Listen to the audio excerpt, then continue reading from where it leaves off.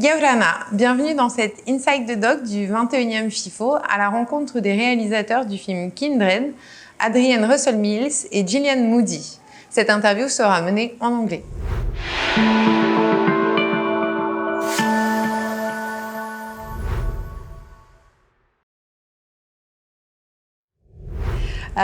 The subject of the documentary is very personal. You are both the director as well as the main protagonist of the film, presenting your journey in search of your identity. How did you deal with both hats? A lot of people warn you when you're making a personal film that it's going to be really hard. And going into it, I was kind of like, oh, how hard can it be? Like, it's actually probably going to be really easy because you're the subject, so you don't have to wrangle another person in so many ways.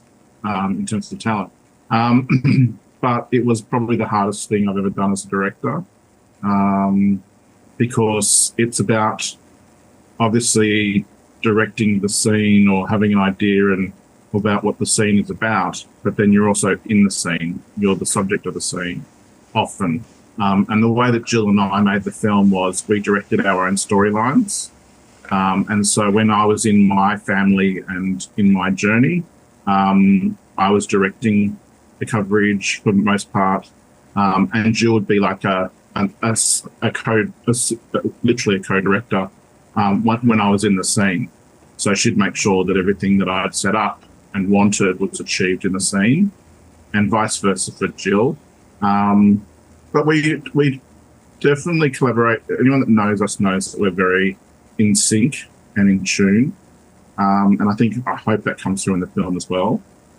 And so I think from my perspective, approaching the film from a director's point of view, I think we're definitely one head in the way the big broad questions and the big broad tone and visual approach. But we certainly had our own views about our own storylines, and there were some differences to the vision in terms of style and tone in each of our stories.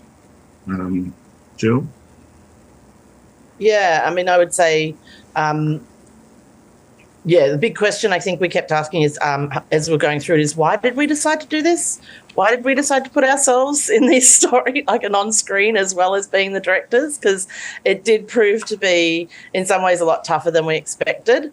But at the same time, I felt like we had each other's backs completely because of the deep sort of friendship that we have. We are so close to each other's families that each of our families just look at us almost as one person anyway. And so, we were in a very unique position because of that as well. Can you tell us when did the project start in your minds, and what were the milestones of making it real? I think to really answer that question, I think you have to go back a lot of years. I think we've always, when we first met, we realised that we had a lot of similarities in our stories and our backgrounds growing up as Aboriginal children in basically white Anglo-Saxon communities. And so we had always realised that there was a lot of similarities to our story. And individually, when we would tell our stories to people, there'd be a lot of interest. And we both shared that when we met, saying, when I tell my story about this, people seem really interested. So we kind of both knew that people had interest and they'd always ask a lot of questions about being adopted and what it's like being adopted and into an adopted family and growing up, particularly as an Aboriginal person in a really white world. So we knew there was distinctive points that people were interested in. And then in terms of making the film, we always knew as filmmakers, I think we always knew one day we'd make the film. I personally thought it'd be a lot later in our life and in our journey together. But for some reason, I'm not sure, Jill, if you can shed any more light on this, but it felt like the time came and we decided to pitch our film. And in hindsight, it's what I call the film gods at work, because there's many people in the film now that are no longer with us. So we couldn't make the film. Literally today, we couldn't make the film we made had we not have made it when we did, with our family in it. Yeah, I think for me, same thing. It's like when we first met, there was so much interest in our stories and the relationships that we had in many ways with our families. The fact that we'd both connected back to our birth families, that really intrigued a lot of people. I think that people are really interested. It's a universal story in terms of like nature versus nurture as well. And people are really interested in things like that and what makes you the person that you are today. And for us, it's very much, a combination of our upbringings in our families, as well as our the nature of in terms of biological connections and DNA in many ways. So I think that's always interested people. For me, the timing of when we decided to make it was very important. I had both my birth mother and my adopted mother with health issues, and I always knew that I felt like I could never make this film without them actually being a part of it and being able to see it. So that was one of the really big pivotal points for me in decision making of when to do this film. Okay, you were telling about the Aboriginal identity. When that's something that transpires through the film is when you tell your identity discovery. It's almost through mystical moments for you, Gillian. And we know that indigenous communities have a relationship with the inexplicable and the mysticism, which is much more Syrian than any of the Western and more urbanistic cultures. Did you feel that you were reconnecting with the culture and particularly with this aspect of the Aboriginal culture through your journey?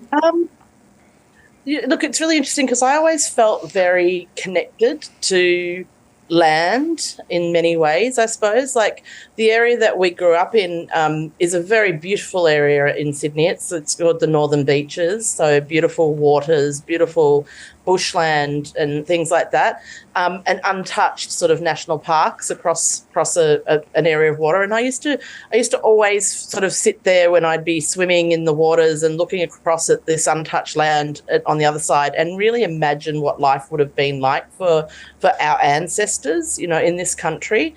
And so I always from a child felt very connected. But as is kind of revealed within the story, there are certain moments that once I was an adult and I was, actually on that journey to try and discover, I suppose, who I was and who my mob were, who my family were, it's like the gods or the spirit creators of our world that actually came through, I suppose, in their own magical kind of ways and really made things happen. And in those moments, I was surprised, but also unsurprised by it because I had always sort of had this innate sort of connection to place, I suppose. And so when those things were revealed in my life, it just felt natural. It felt really natural. Did you feel anything similar, Adrian? I feel like I struggled a lot more growing up in terms of not feeling like I belonged where I was. I felt very alien to where I was and had no true understanding of why there was a lot of combative relationships in my childhood growing up, and most of all within myself. I had a lot of struggles within myself to sort of understand, also being queer, being gay, growing up in a really heteronormative world, going to an all-boys school, private boys' school, but also as an Aboriginal man or boy, I had a lot of stuff going on. So, and that identity for me was, like most people, key to understanding my place in the world. And so I was very aware that I wanted to as soon as I could get out into the world and sort of find myself. And as I said, that was a very big kind of driving factor for me, because I was finding my sexuality as well as finding my identity. And I was so naive and so naive to the world that I didn't even know I could be both. I thought I had to choose one or the other. So it was a big journey for me. That took me on the journey for about 25 years.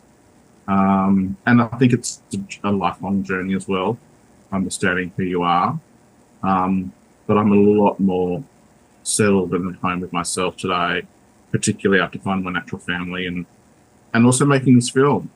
You know, making this film has been really healing and a full circle for me. I feel like I can move on as a full person now into the next chapter of my life. Okay. Your adopted family does not appear in the film. Is it a choice of you as the director, or a choice made out of respect for the intimacy of your family? I didn't want the competition on camera. No, I'm kidding. No, look, my adopted family and I were estranged. And again, part of my journey through finding my natural family, and also, as I said, my sexuality, and growing up, it was very turbulent times for me, and the relationships within my adopted family were very complicated and struggled with relating and feeling like I belonged in that family, is the best way to put it. So we've been estranged for about 20 years. And also, as an adopted person, there's a lot of laws in this country around whose story you can tell as an adopted person and permissions in telling that story. But what I would want to say is that I wanted to, where mentioned in the film, and when I did talk about it in the film, I wanted to show my love for my adopted family as well, and that I do have good memories of growing up. It wasn't all turbulent. But, you know, the reality of my life is that they're no longer in my life, and I've created another family and reconnected with my natural family. And that's okay. But that's been a big journey for me, particularly, and probably one that I'll always carry. But yeah, as a filmmaking proposition, there was a lot of legalities around what I could and couldn't show in the film without permissions. But I had no intention of making a film in disrespect to my adopted parents or sisters, because, as I said, there's a lot of love there. It's just we're not in each other's lives anymore. Okay. In the film, we discover through your words and also your evolve the identity issues of adopted children. Would you say that it is even more complicated to be adopted in the context of interethnic or international adoption? Yeah, I would say that I suppose one of the things we hope that people would take away is, if they are ever considering adopting a child that's of a different ethnic background to themselves, then it's really important to acknowledge that with the child, and to ensure that, like, to try, you know, to at least give the child the choice as well, by being able to provide the opportunities for them to connect with their cultural background. And then, you know, as that child gets older, it's kind of their choice then if they want to engage or not. But I think it's really important that for identity that adopted parents do consider that. You know, there's so many, this is just our two stories, really. Mm-hmm. We do say that up front as well. There are so many different individual stories around adoption, and other people have very different experiences than what we've even had. So, you know, it's, but yeah, the one, I suppose the one thing is the hope that if people are ever going to adopt children, that they really consider the importance of that cultural identity. and try to encourage the child to engage, I suppose. Yeah. My family, I was very lucky in my family that I had those opportunities. And it for me, it was very, very important then for me to know who I was. And I think for me, my family, certainly my parents, underestimated how important that would be for myself, and possibly for my siblings. I have two sisters, as you see in the film, and one of my sisters is from Colombia. And so I echo what Jill's saying in regards to the cultural specificity in adoption. But in my experience, looking back and being a lot older now, I can understand that my parents just probably completely underestimated the importance that would be. And as I said, in all the friction and sort of struggles that we had as a family growing up, I think a big part of that for me was feeling out of place and feeling like I wasn't in the right family, if that made sense. And I think that was a big part to do with culturally. And when I met my natural family, having never met them or known them growing up, there's a lot of stuff that just clicked in for me and made a lot of sense. And that really blew my mind away, because I was like, they look like me, they talk like me, or they have the same mannerisms and I can relate to, and the more I got to know them, the more I felt at home, whereas I didn't have that experience growing up in the same way. But I really think the cultural element is vital, and I think it's also, and I think Jill's family shows it, that it's actually an opportunity for both families, or for the family, to have an experience of another culture and go on that journey. But as we've both said as well, not everyone has the same experience we've had. There are some people that go searching for the natural family, and the natural family doesn't want to have anything to do with that part of their life and their connection, or the parents are no longer alive, or there's a million other reasons. Again, that's why we put the disclaimer at the front of the film. Yeah. Thank you. That would be my last question. You both are friends in real life, not only with the similarities of your story in the documentary. Being friends and co-directors on that project, was it something plus for the help of the making, or in the contrary, a source of bickering somehow? No, look, I think it was definitely a plus. We'd have our moments. Let's be real. There was a couple of times throughout the filming. This took us, all in all, from development through to end of production, it took us about 4 years to make. Of course, we were making this through that period of COVID that was, with lockdowns and everything like that. We had very vulnerable family members, and Aboriginal communities here were treated as being vulnerable. So there was moments of tension just in general around the production and the timeline of making this film. And in most cases, I'd say we were actually, our friendship is, we never really fight anyway. We've never really had any sort of big arguments in 25 years or, of friendship now. And I think there was a couple of little moments where there was maybe a bit of terseness there, if that's all such a word. It's being so polite. But it was those moments were purely because this is hard. It was hard to make a story and ask our families to be on screen and to talk about this as well. We underestimated how much that actually would impact us personally, to be doing that. That felt like a very, as we were on that journey, it felt like a very huge thing to be having to ask our families to be involved in this telling of this story. But, so in those moments, it was purely our own frustration with that and our own feelings, I think, of how can we do that? How can we expect them to give so freely? But we were and are completely blessed with our all of the members of our family that were in this film. They all opened their hearts to Kindred, to us telling this story, and all felt like it was a really important story for us to tell. So yeah, there was moments, but generally we just backed each other up as well. Towards the end, we were both in different places. Adrian was off shooting on a TV series, and I sort of had to step in and just really take up the reins to get the project through to the finish line.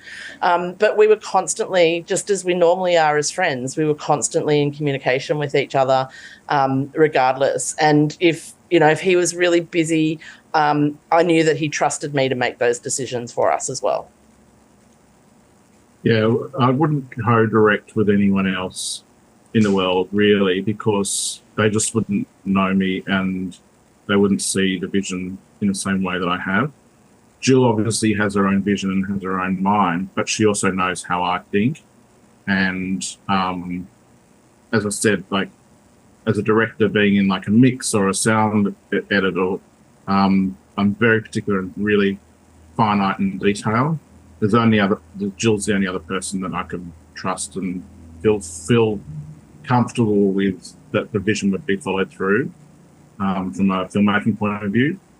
She knows exactly what I would like. And I think we're very on page 90% of the time in terms of what we're thinking, in terms of the film. I think our friendship probably hasn't been tested as much as it had during the making of this film. But it was because we don't ever really fight.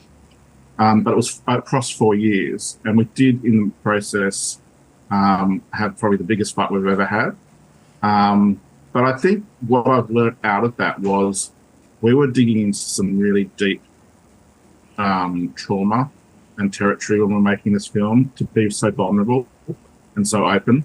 And I made a pact with myself going into the film that I wouldn't leave anything on the floor. I would be open to showing it all, and I did in the film. And so I'm not sure other people would have been able to get through what we got through and tell the story we told in the same way, because it was incredibly confronting and it brought up a lot of trauma. And if you haven't done that work on yourself and you go in and dig around the past, it's all going to come up. And I think one of the great things that happened and probably strengthened our relationship and our friendship is that we were there for each other. I think Jill, to be fair and to be honest, she probably bore a lot more of the brunt of the holding emotional space, particularly for me in the making of the film. But that's Jill as a person. She'll absorb and she will filter later privately. And I wish there was ways that could have been different during the making of this film, because I know that she took on a lot. And I lost my brother during the making of the film quite suddenly, who was a very important person in my life, probably one of the greatest losses I've had in my life. And we were still making the film, and Jill just carried and held space for me to make it through. So, yeah.